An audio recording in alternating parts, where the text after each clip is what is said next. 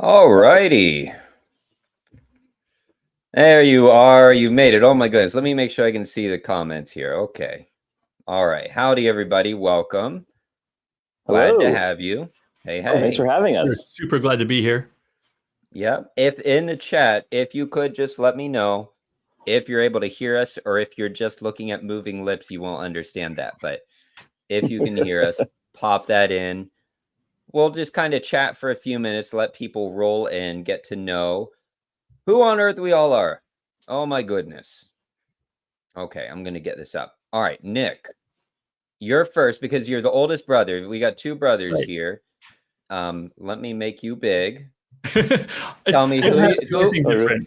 Thank you, Jay. Thank you, Maxter. I appreciate it. All right, who on earth are you, and why are you here on my channel?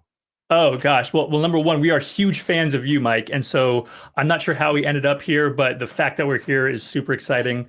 I'm actually the executive producer of Sea Stories Creative Studios, and we are getting ready to launch on Kickstarter October 1st at 10 a.m. Eastern Time. Our first foray into our brand new universe, the Voidpilot's Legacy, which is going to be the first game in our Chronicles of the Stellar Drive Empire franchise.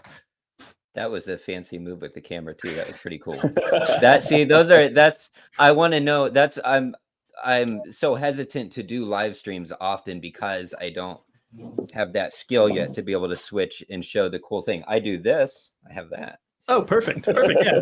But it takes me a while to get it centered. Okay, cool. All right, so you are the older brother of this more duo handsome here. Definitely more handsome. More handsome. Well, let's we had this. I don't know how to do polls yet, so I can't do a who's more handsome poll. If anybody wants to look, if anybody wants to jump in on that, I can even remove myself and just put you two side. Oh, well, we could do a three-way. Hold on. Oh, this is good. There we go. Okay. There we go. All right, I'm wasting y'all's time. Hey, Kabuki. Glad to have you. All right, let's get back to this. Alex, so yes, tell me a little about you, though. So you're the younger brother of the duo, right? I am. I'm the younger brother. Yep, I'm the creative director. 13 months. Okay, so super close. Yeah, pretty close. Yep, but I am. I'm absolutely the youngest child in every way. Okay, so no other siblings in your family. Well, we have two half siblings, two half sisters, but they are way, way younger than us. So Nick and I grew up kind of together, and then we kind of helped raise the other two. Mm-hmm. Okay, well, that's nice. I'm excited to have you guys here. I think you're cool guys. It's been a pleasure. Thank you. So we've got that. You're the primary designer. I know you're creative director. How does it work with like the designing of Voidpilot? So basically, I'm the one that came up with the concept. I started creating it with little packs of blank cards that you get from Amazon and some markers. I basically just drew out what I wanted to see. I played the game how I wanted to play it, how I kind of imagined this game happening in front of me. And then I eventually digitized it. I originally used some AI art just to like see what it would look like. And then I was able to present it to my brother.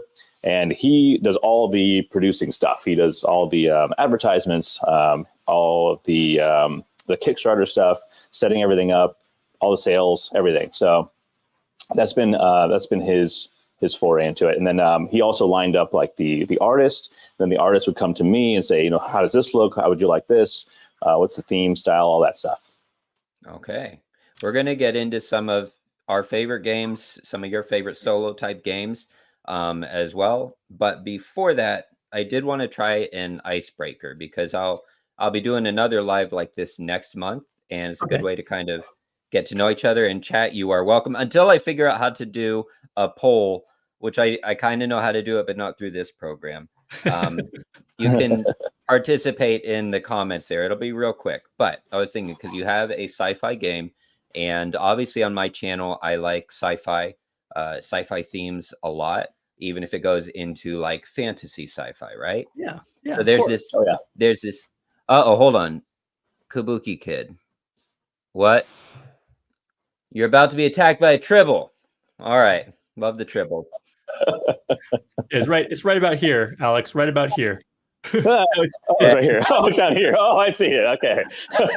I don't know if you ever played Star Wars, the Fallen Order. You're on a ship and there's a little critter. It's kind of like a tribble, a little critter creeping on. But anyway, fantasy versus sci-fi. There's this ongoing debate on the difference between science fiction and fantasy and what falls in which.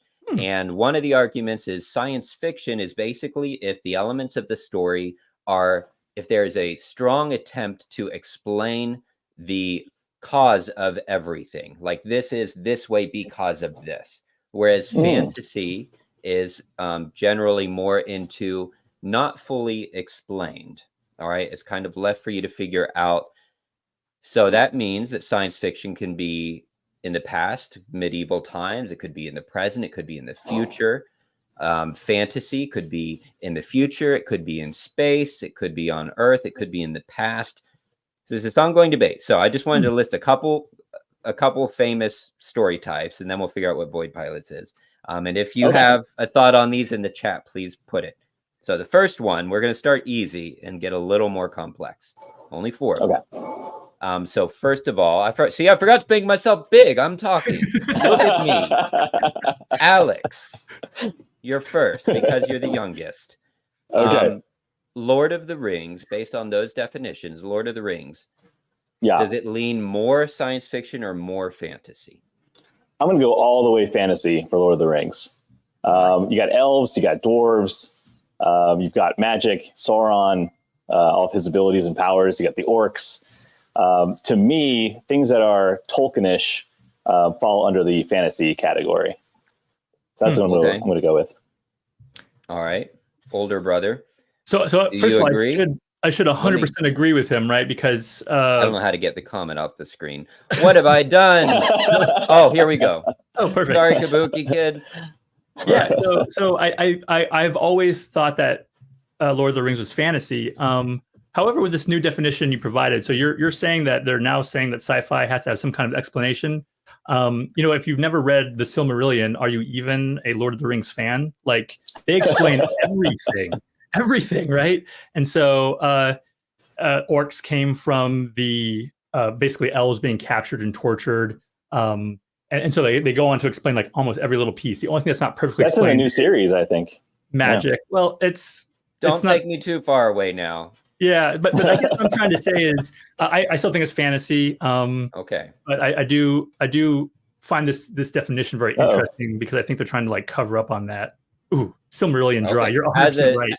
And as with that Kabuki kid said, Silmarillion is pretty dry, reads like the Old Testament. Interestingly, as a former English teacher here, some of the most highly regarded forms of literature, it does go with the Bible at the top, just as far as literary format. And Lord of the Rings, and then Shakespeare, of course. Lord of the Rings, interestingly, is pretty high up there because of that. It can be a very bland, dry format. Okay, next one is also, I think, a little easier, but maybe not. Star Trek. Is it science fiction or is it leaning more into fantasy? Am I first? Okay. So I'm basically going to say that Star Trek is kind of like what I would call a hard sci-fi. So hard sci-fi is more, factually based, more science of the day based, and then just kind of projected into the future and seeing where we could be with that. So like the holodeck, the replicators, transporting, those are kind of fantasy-ish, but you could also argue that potentially they could be based in real science. So I'm going to go with Star Trek as a semi-hard sci-fi. So hard sci-fi being it's based 100% on what's going on like right now, science that we know right now. So kind of like Interstellar would be like a hard sci-fi. So I'm going to go with semi-hard sci-fi. Interstellar, yes, 100%. Okay, get off the stage. All right, Nick. No, I would say that Star Trek is definitely science fiction. I don't think it's fantasy. And for this definition, I would reach back to the famous quote of the person who I can't remember right now. Basically, that any technology sufficiently advanced will look like magic to somebody who's not familiar with it.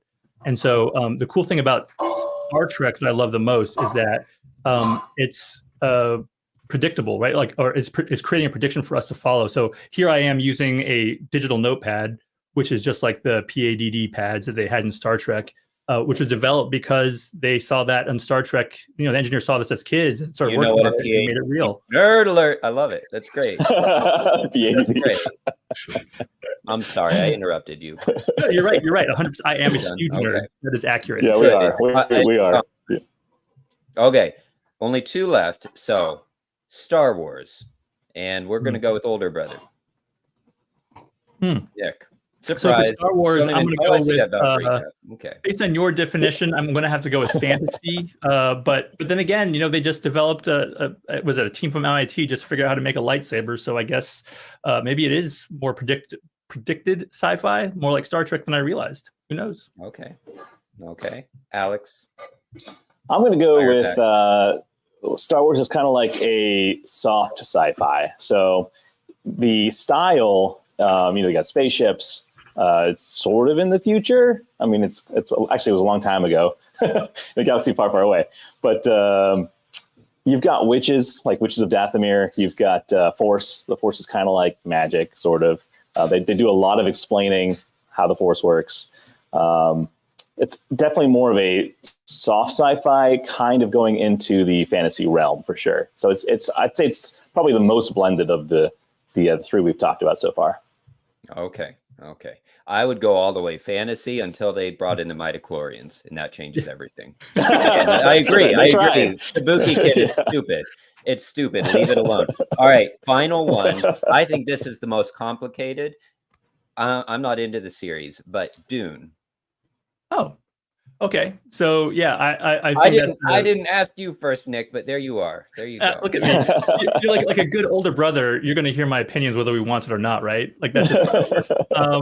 I think it's a good mix. It's what's interesting is that the Dune series is actually based on humanity's future.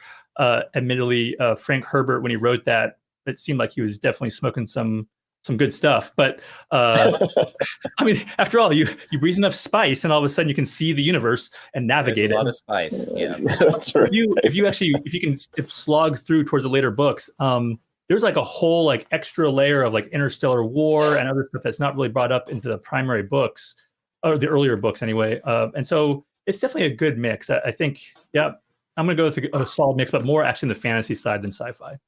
Okay, and last word on it, Alex. Yeah, I mean, I'm probably going to agree with that. So I think that Dune is kind of, it's a pretty good blend, kind of like Star Wars. You do still have witches, like at the Bene Gesserit are pretty much like witches. You've got the voice, which is kind of like the Force. So you do definitely have some fantasy elements in there, but it is supposed to take place in the future.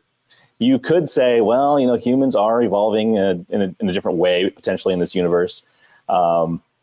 And they've been doing this genetic breeding over all these generations. So you can kind of say it's sciencey. It's just so far in the future that it looks like, magic. But yeah, it's definitely a blend. Definitely a blend. Okay. So what do you think, Mike? What's your thought? Dune, I don't really know enough about it. I would put it in the middle somewhere, but I never read the books and I only saw the first movie, so I have to bow out. I need to be up there. Good gravy. But back to board games, so we can get to know a little bit about your game, but also some of the solo games that we that kind of inspire us, that we enjoy. But just off the top of your head, no major details about it. If you could, either one of you, if you could recommend a science fiction board game to me, what would you recommend? Not your own, that's not allowed, but science fiction board game. If you know one in the chat, let me know. I got one. I'm ready. Locked and loaded. You ready? All right, go. Let me make you big. You got me while I'm typing. All right. No worries. Okay. Okay. So science fiction board game. I'm going to go with Nemesis. Okay. Awakened Realms Nemesis. Okay. It's thematic, cinematic, tense. I love the Alien franchise. It's very similar to the Alien franchise. Man, it is a great game. Okay. Yeah, and this is where you don't have to make me big for this one. I'm going to agree with Alex, because this is where the sad genetic link happens, right? Yeah, I 100% agree. I saw it was actually behind you on the shelf, but Nemesis to me is like the most deeply thematic game that I've played in a long time. And one of the things they capture really well, besides the terror of the aliens running around, is the backstabbery that happens in the movie. And I love the fact that it's possible to keep your darker urges until the very end of the game to all of a sudden like really cause a problem. You know, it's really fun and fantastic. So yeah, absolutely, 100% Nemesis. All right, and then last, then a fantasy. Hey, hold on. It really should have an auto sense ability on this. This is just silly. I'm like going crazy. I'm not going to have fingers left. Fantasy board game that you would Legendary Encounters. I've actually wanted to play that alien version. I had Shia. I'm responding to Kabuki Kid there. Yeah. But anyway, fantasy, if you could recommend, no major details about the game, but just if I was like, I just want hardcore fantasy board game, are there any that pop into your head? Oh yes, oh yeah, I got one. Mage Knight. If you're gonna go, especially if solo, oh man, it's so good. The progression, you've got these dynamic choices as you're going through the world. You have to decide where you're going to go first, what you're going to do first. Depending on what you find in these villages, you have to decide who you're gonna hire on with you. The puzzles during the combat. I mean, you can sit there. Would literally play for probably 5 or 6 hours at a time doing solo, just sitting there puzzling things out. I love this. Game. You guys are absolute geek nerds, and I love it. This is very fun. 100%. I'm really happy to have you. Thank you. This is fun. Yes. All right, Nick, let's hear you. You got any in mind? I mean, the only one that I would recommend, especially for like hardcore fantasy, it's not a solo game by any stretch. It's gonna be Dungeons and Dragons. But here's an interesting thing about Dungeons and Dragons, right? Most people think of Dungeons and Dragons nowadays as like this really deep role-playing game of like cooperative play, and they're all trying to do like this great thing, like kill off this bad guy. The real roots behind this was actually a book called Tales from a Dying Earth by an author named Vance. And it's actually about the darker urges of people who are supposedly heroes. And so that's why the game is based on you plundering so much, because they're like, look, heroes aren't going into this dungeon to save the damsel in distress. They're going in there to kill somebody and steal all the loot. And that's why the game plays like it does. So if you've never experienced D&D from that lens, it's a very different world. It's a lot of fun. That's kind of messed up. Yeah. Okay, cool. Good. That was some good introduction. So before we go into our favorite solo games, I'm going to attempt to put your Kickstarter page on the screen real quick, just so I can show. And either one of you, if you want to tell me just a little bit about the game, exactly what it is, how it plays, very briefly, and the launch date. We'll get into more details after we talk about our solo games. Yeah, I'm gonna let Alex cover this for sure. Yeah, I can give you a little blurb off the back of the box here. But basically, I think I'm sharing it. So yeah. Okay, perfect. Slowly scroll. And this will be different than what you see there, which is kind of cool. So Voidpilot's Legacy is a spacefaring adventure set in the universe of the Chronicles of the Stellar Drive Empire. You are a Void Pilot, the captain of your own starship operating outside of Empire space, known as the Void. You and your crew are setting out to make a name for yourselves, make a living mining for ore, salvaging derelict vessels, or finding odd jobs on colony worlds. Run cargo or even smuggle illegal goods to fund your endeavors. Upgrade your ship at shipyards or make use of traveling merchants and industrial ships to convert your resources. Be careful. The Imperial Authority still lurks out here, along with pirates from every faction. Manage your ship's power to enhance your systems and increase your efficiency and survivability. Winning a fight could net you some new technologies if the boarding goes well. Heroism is highly regarded out here, as reputation means everything. But that could mean a high turnover for your crew. You can hire more crew on stations or find them in colonies, along with more fuel for your stellar drive. Are you ready, Void Pilot, to build your legacy in the void? All right. So that's a little bit about the game. Okay. And I'll have, we'll talk a little about it later. We're going to go into our solo games, but I will have my own overview of it up next Friday morning at 9. That will be available. So if y'all are interested at all, you can get a very close look at exactly how it plays. But you guys also have a live stream up on your channel. I have a link in the description of this video to that Kickstarter link if you want it, and that should take you to anywhere you need to find any of the videos if you want to look. Till then, I am going to ask if you would like, and if you want to see this again, subscribe. But let's go to our favorite solo games. Then I want to find out more about you guys. So we'll go kind of one at a time. We just picked a few, and if you want to add in maybe maybe it didn't, but if this game in any way had some inspiration in leading you to want to design a game, you're welcome to bring that in as well. So I'll go last. Alex or Nick, who wants to go first? You guys want to arm wrestle? Go first? Alex. Sure. All right. Okay, so you want what, top 3 or top 1, or how do you want to do this? Just pick one. Just pick one. One. Okay. Yeah. Any game start that's among your favorite. Okay, I'll start with Imperial Assault. Okay. I'm not sure if you're familiar with that. So that is based on. That's right. Star Wars Imperial Assault. Dice. Yep, and it's based on Descent.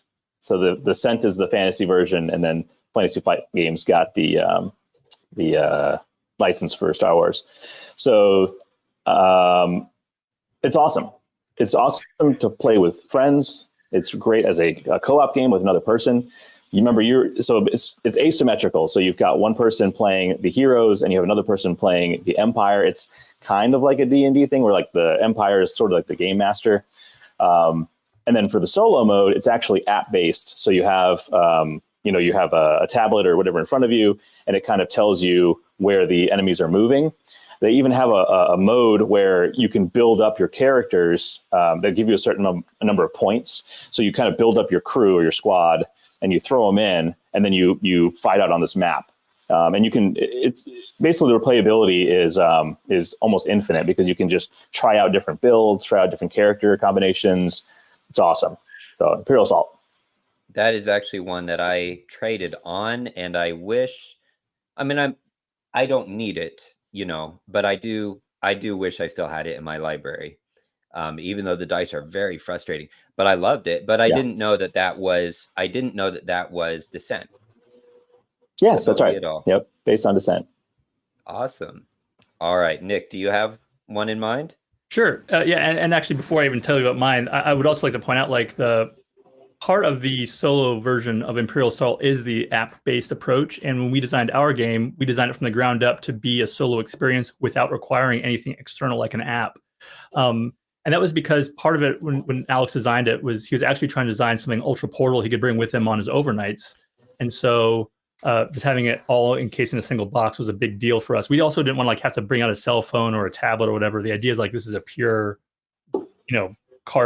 tabletop game with cards and dice. So yeah, let me have Alex show so you held the box. You can nice portable box. This fits in my bag, no problem.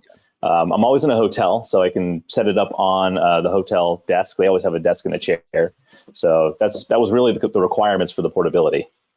Yeah. Was that part of the reason for so when you see the preview video, or even if you look on Kickstarter, something I thought I'd have a challenge with at first, but actually I actually really liked it, though. The way you hold the deck. So the way you hold the deck. Yep.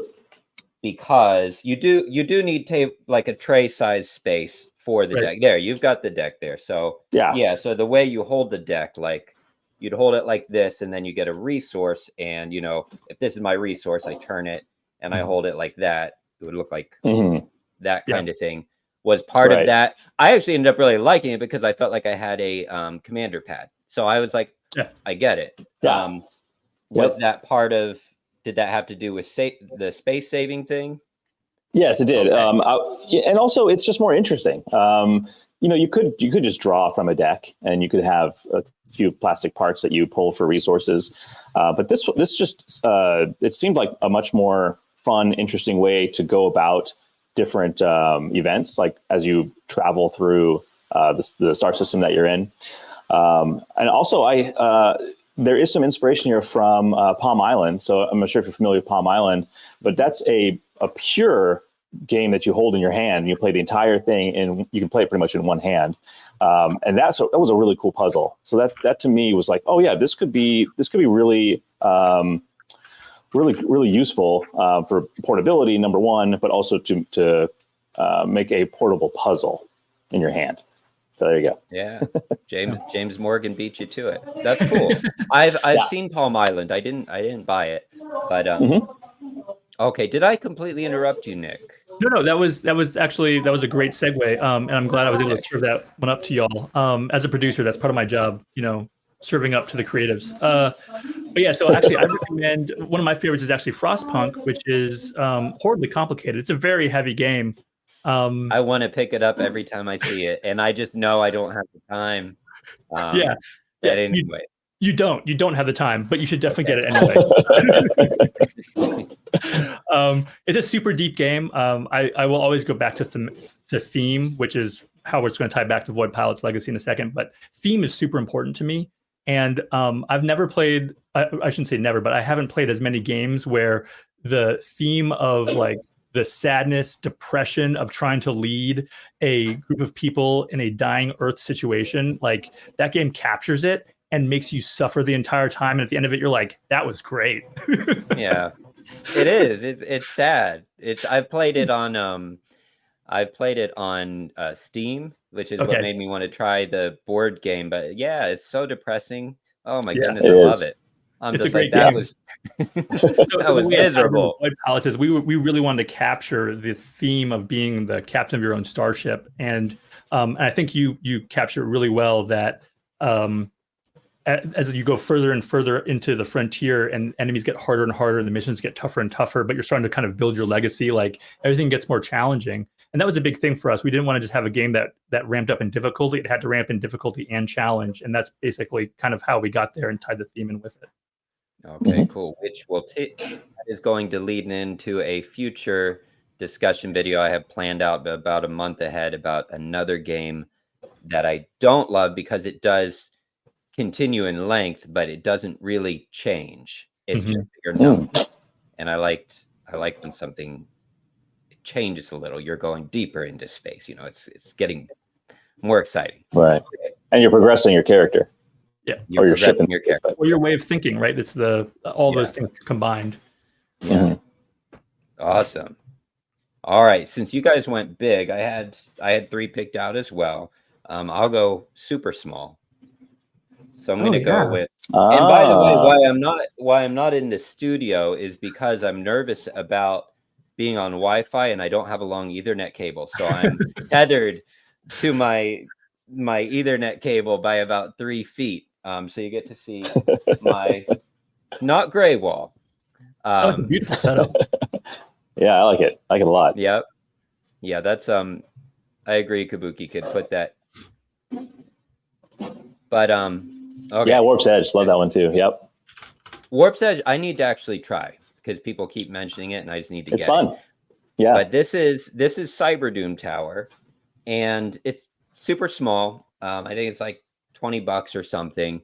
Obviously cyberpunk theme, but the whole point of it is you are climbing up a tower, a cyber tower, and it's the old 8-bit style graphics, which I gravitate toward anything with that. This is a 1 to 2 player, but truly it's 1 player. But anyway, you're climbing up a tower in order to defeat the evil AI at the top of the tower. And the whole point of the game is you have to get 3 keys to unlock the control panel at the top of the tower. So as you're climbing up the tower, you're trying to collect these keys while the AI is sending these little sentient robots to annihilate you. So they're like scanning the floor, and you have the choice to either hide or to fight them. And of course, fighting them is not a great choice. I haven't beat it yet. I'm sure if I play, I generally do not beat games. It's a very rare thing, but I haven't beat that one. And then you get to the top and you battle, but the way you battle is with dice. So you're rolling the dice, but in order to beat the enemy, I don't know if I can show it on a card here. In order to beat them, you have to place the dice in the right way. So like this one, I could roll my dice, And in order to do damage, I'd have to place a 4, 5, or a 6 there of any color. If it's red, I have to put a red. And then depending on the sentient robot and where you are on the floor, it gets kind of ridiculous and maybe a little more confusing than it needs to be. That gets modified. So this is, I don't know why. It's just like this teeny tiny little treasure that I'm so glad that I found. Yeah, actually, that kind of game. First of all, the graphics. So my before I started this company with my brother, I'm actually a producer for indie video games, and so that kind of art style is super indie, and I'm very not surprised at all that you gravitate towards that. I think a lot of people really enjoy that style, and it really helps set the game apart. And actually, I really like the mechanic that you just described. It reminds me a lot of like One Deck Dungeon, where you're using the dice to cover up, and then and I like the table presence of it. Like you can definitely you feel like you're moving up the tower. Like I really like how this one's set up. Okay. Sylveon. I haven't played Sylveon yet, Diego. I've played other ones I played Castellion. So I'll have to look at. I didn't know Sylveon did a drafting thing like that. So that's cool. Let me get you back. While you're up there, you mentioned being an indie. I know it's a little bit off, but it's kind of interesting. So you also work with indie video games? I do. Yeah. So I guess I would say my paying job, I'm the chief wizard of operations for what's called Indie Game Academy. When I'm not doing executive producer for C Stories stuff, which is so basically we help indie developers. We help make people into game developers into indie studio owners. And so, I work with indie video games a lot, and the art style really matters. It's something that really sets apart indie games from other types of games. Awesome. And since we're talking about jobs, Alex, what's your job? So I am a professional airline pilot. I fly the Boeing 777, the 200 or the 300 series, if you're familiar. Internationally, fly for a major airline in the United States. I don't really know if I should say the name of the company or not, but that's what I do for my day job. Awesome. So did that have any influence in your designing Voidpilot's legacy? I mean, it has pilot in the title. Well, so it's weird. I don't really know if it's like kind of a chicken or the egg, which came first kind of thing. But we grew up on sci-fi. We grew up on Star Trek. We grew up on Star Wars. So I've always loved the ships part of it. Flying ships is just amazing.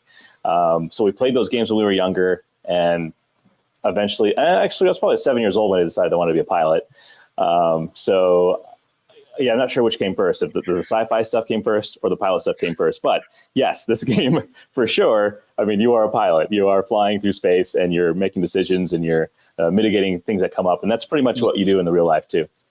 Well, I want to get Diego's question, but so in Voidpilots, one of the key things is sacrificing your crew.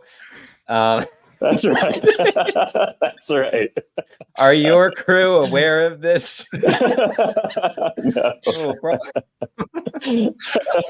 But although, you know what, the crew, the captain isn't actually sacrificing the crew. They're doing it voluntarily because they love the captain so much. So you must be. That's right. Diego's question: do you play board games while flying? Well, we're not allowed to, so I'm going to go with no. However, if I'm in the back, which is when I'm going somewhere and I'm not actually flying, I will get on my phone and I'll play some games there. Okay. So I'll the digital versions, Asmodee, that type of stuff. Okay. All right. Yeah, so to be clear, he's not in the cockpit. He's in the back, like with the passakers relaxing. Right. Yeah, I don't want to somewhere. I don't want to get any of you in trouble. And you also have a history as a captain as well, right, Nick? Yeah, so this is the funny thing. Both Alex and I actually have had jobs where we actually were titled captain. I was the captain of a Arleigh Burke destroyer before I shifted it into games in my previous career. And so, but equal joke, like we're not about sacrificing people. The heroic sacrifices, I think, very thematic for any kind of science fiction game. If you watch any science fiction movie, like the great moments that really bring tears to your eyes, like, I don't know, Star Trek II, The Wrath of Khan, when Spock gives up his life to save the ship. I mean, that really matters, right? And you recreate those moments in Voidpilot's legacy. And And so the mechanic is actually designed around that. In fact, if you watch our live stream, we have to celebrate the 3 heroes of our live stream, which was Timmy, Steve, and Mark. Who That's right, Steve and Mark. Yeah, they're really heroes of the live stream. Heroes of the live stream. Awesome. And I got that. I got that it's the crew sacrificing themselves. But if you take the hard smuggling route, you could do what you like with that theme. I'm sorry, Airlock, for you. But that's not the spirit of the game. I know it. Okay. Let me look at the chat there. I've always wanted to do a game where shuffling is a part of the way something is expressed. Originally, it was a footbag/hacky sack game. Well, this game is very, very dependent on managing the shuffling and the movement of the cards. All right. Okay, another game that comes to mind, if I can say real quick, is Deep Space D6. I don't know if you guys have ever played that one. That's a pure solo game. Man, that's kind of the same. It's like a watered down version of this, but basically you're constantly dealing with threats as they arise. It's kind of a worker placement. You've got like 6 dice, and you roll them, and the side that comes up is the type of crew member that they are, and then you place them down on your ship to gain some kind of abilities. Worker placement is the mechanic, but it's very much the same idea where you're dealing with problems as they come up. So that was one of the things that I thought, man, that is very much like how real life is, and that's what we wanted to go for Voidpilot's Legacy as well. Okay, I actually don't know that one, so that's good. And Kabuki Kid, you've heard of all of them. Oh my goodness, and that's why there's a reason that when I wanted to pick a tagline, I picked the Board Gaming Every Dude, because I don't. My memory's not fantastic, and I try to. I mean, I've played a lot of different games. I really try to, but I'm by no means like a library at all. And I was afraid when I was making the channel that would make it just like, dive bomb, because it's going to show, and it's nice because I do learn a lot of things. But when I have people on, when I get, especially the discussion videos get a lot of comments, and people seem to be fine with that. Like y'all be the library, and here's just a place to be. It's a spectrum. It's somewhere on the spectrum. It's a huge community, and you can be anywhere on that spectrum. You can be a brand new beginner, somebody that hasn't played a lot of games, or someone who plays a lot of games, but it's a wide variety of games. So you're just kind of enjoying the mechanics, essentially, or maybe you just like the themes of certain things. It's a huge spectrum. Yeah, and actually, one of the things I love about your channel, Mike, actually is if you'll allow me a moment, is the fact that when I watch you, turn my camera off. Oh. No. It's actually like I really feel like I really love how you approach games and the discussion about it. I feel like it's very accessible, and that's a big deal, right? Like there's sometimes the barrier to entry to some of this stuff can be very high, and so some people are just like, I don't want to get into board games because there's so much now. But in reality, it's not about that. It's about just going for it. And I just so please never feel like I love how you're doing it. This is perfect. Awesome. Yeah, it's the right way. It's going this way no matter what. So then, since you mentioned accessibility, and then we'll go to maybe just our last, we'll go to a game for you, Nick, and then a game for me, and we'll check with chat if they want us to do another round, we will. But with accessibility, you mentioned that. This is for either one of you.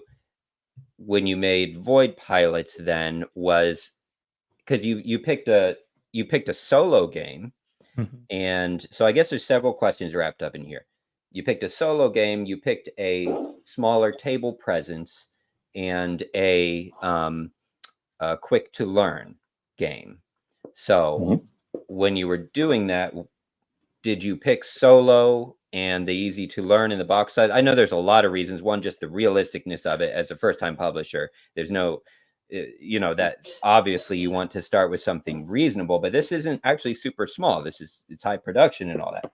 But anyway, why'd you pick solo, and did the accessibility thing come into your mind at all as far as how broad you want to reach? Okay, so the accessibility thing, not as much, because solo is kind of a niche thing for board gamers, I find. It seems like it's mostly people wanting to do game nights. So families that want to do game nights, or friends that want to come over and do game nights. So games that require more than one player, I think, is the norm. It's probably more accessible than the solo games. However, I find that for me, my family doesn't really enjoy board games as much as I do. And also, I don't have a lot of outside friends that really love board. I have a few, but not a whole lot. Not enough for a huge gaming group. So I find that if I want to play these games, I got to find solo games to play. So that's kind of where where my mind was at for this. Also, again, for work, I want to be able to bring it with me. I can't bring friends with me to work, so it's just me. So that's where that came from. Awesome. I'm going to have to AFK for just a second. Sorry. Oh, okay. Interesting. Yeah. So I think it's also important to say that some games actually are difficult to set up, and the play time is really long. What I really like about this particular game and the way that we set it up was that it does have a nice table presence. As you know, it's about the same size as a coffee table, but it's with cards, and so you can very rapidly set up the game and then get into the gameplay very quickly. And the gameplay is deep, though. We'd like to call it like a semi-heavy game, and so you've got a lot of decisions you've got to make. You're going to get experience brain burn for sure, and that's actually part of like being a captain in space, kind of operating outside of the Empire. This isn't easy. It's not easy. Awesome. While you're up there, then, and this will be your last solo game to feature. Did he put a "I will be right back" screen up? He did. Let's take a look at that. That's a cool "I will be right back" screen. He is fancy. He should be hosting this. All right, Nick, what's your next solo or your final solo game? So so honestly, one that I actually took with me. So I actually experienced a similar thing when I was traveling a lot. It was actually easier for me to take smaller games. So I really enjoyed One Deck Dungeon. Definitely a fantasy game, but the mechanics are super simple. It really is very quick and easy to set up. It's very simple to understand. But the nice thing was that when I had like about an hour or so, I could play it without a computer or anything else. And so I really enjoyed that game. I thought it was a really neat mechanic. I love how they have like a timing sequence built into the deck. And so you start feeling like pressure and tension as you get closer and closer to the boss. And so I really liked how they set that up. Really like a kind of like a fun way of experiencing that kind of dungeon crawl. I've played one card dungeon. I haven't played One Deck Dungeon. Okay. So I'll have to try that one out. Yeah, it's really fun. Okay. I think for my last one, there were two that there's one that it's gotten some criticism and it has some problems, but now this is not sci-fi or fantasy, it's a comic booky, but every time I look at this box, it makes me happy. Yes. So that's Batman: The Dark Knight Returns, the game. This is one of the few where I'm even considering trading that to get. I've had it for 2 years, trading it for the deluxe version. Oh wow! Just because it just makes me so happy. And there's a lot going on with it. So the things that are wrong with it, the save system is extremely cumbersome. I don't know a better way for them to do it, so I can't really criticize them for it. But it is very cumbersome to save. So this is for someone like me. I'm a single guy. I don't have a cat yet, but I will probably soon. You don't have an animal or children that run around like animals. You can lay it out and you can leave it out for the whole weekend and you can play through all 4 chapters, which I've not made it through all 4. But basically, it's a solo game with a 2-player variant, where you play through the comic of Batman: The Dark Knight Returns, similar art style and all of that stuff. But you play on your turn. What's cool is how much you can. It's actually similar. I'm not trying to call it all back to your game, but it is similar to with your game with the pulling of events. How you can you actually get to peek at the 3rd event. So you're looking at 3 events. You get to pick one of the 2 in order to kind of control how things go. So it's similar in this. You have a series of cards that you draw, and you pick 3 of those to become the event, 3 or 5 to become the event. The rest go in your hand for you to be able to use. So it's kind of similar, multi-sided cards. So you're picking the terrible things that are going to happen and the things that are going to save you. You pick those, then you get to move Batman somewhere in Gotham City. Then you get to move one of his, companions, Gordon or Robin or something like that. And then you fight whatever it is wherever you land, take some special ability kind of thing.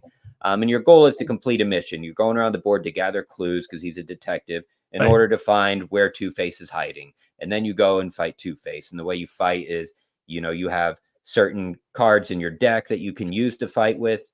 And then you have your dice, which is your bat belt, and you add a little battering dice, which some people hated, but I love them. Hey, Mark, good to see you. I'm going to read the comments here in a minute. I can't talk and read. It's a disaster. It's not good. It's not good at all. But anyway, then you get to fight them, and you can go away to Bat Manor and get the Bat vehicles. It's just I actually don't have any other superhero games. I didn't keep Marvel Champions. I think it's a wonderful game. I didn't keep it. I didn't keep Legendary. I probably should have, but this one just stole my heart. Absolutely. Wow. Let me look at these real quick. True First Martians. Oh, you're talking about the Portal games? Is that the Portal games based on the Robinson Crusoe style? I think they use the same system, if I'm thinking of the right game. I have been wanting to play that, but I got traumatized by the Robinson Crusoe rule book. It's one of my favorite games. I made it through that rule book. Oh, just Martians. Okay. It might not be First Martians. That's just what popped into my head. Mark said hi. Hi, Mark. And mounted on the, yep. Something you just said about the Batman game, when you describe the ability to move cards into your hand to pick the missions that you're doing, I like to describe that as agency. That's, as a player, it's really nice to feel like you've got the ability to kind of select how the game will go for you. And even if it's you're on rails, there's only so many options, right? There's only so many cards, and Batman can only do so many things, although he's awesome. But the fact of the matter is that you as a player are not stuck doing the same thing over and over again, and that's part of why we also went that same route. So you actually have the ability to choose how you want to kind of manage, and I love, of course, there's strategic stuff that comes out of it, both for us, but I'm sure also in Batman. And also, I love your call back to the fact that he's a detective. No one remembers that, because every movie since the '90s, he's an aggressor, right? Yeah, I won't say anything. I get way too. He's a detective. And his biggest thing is protecting children. It's all about I'm going to stop. Yeah, no, I totally agree with you. So many people have forgotten that aspect of him. It's so important. All right, Alex, if you will, just one last time here. So just kind of recap one more time about your campaign, the name of the game, because if sometimes I listen to these things on podcasts and people don't say the game later on, no idea what they're talking about. So your campaign, name of the game, and a 15-second overview. Okay, yeah. So this is Voidpilot's Legacy. That's the name of the game. It's a spacefaring game. You are the captain of your own ship. You're flying through space. You're trying to make a name for yourself in the void. You're doing things like mining, salvaging, going to colonies, visiting stations and shipyards, fighting pirates. You can smuggle, you can move cargo, all that stuff. And it's all in a solo game, very portable. It uses dice, some markers, a lot of kind of a worker placement mechanic. It's a puzzle, very much a puzzle. It's an efficiency puzzle. You're trying to earn legacy points, and there are also lots of things you can unlock as you go throughout the game to upgrade your ship progression, and all that. So there you go. All right, and older brother Nick, when does it go live, and what can we look for in the next week or two? I know I mentioned my video will launch next Friday for a full overview. Yeah, so the Kickstarter campaign does go live October 1st at 10 a.m. Eastern time. The campaign will run for about 23 days. I do recommend that you follow us on Kickstarter.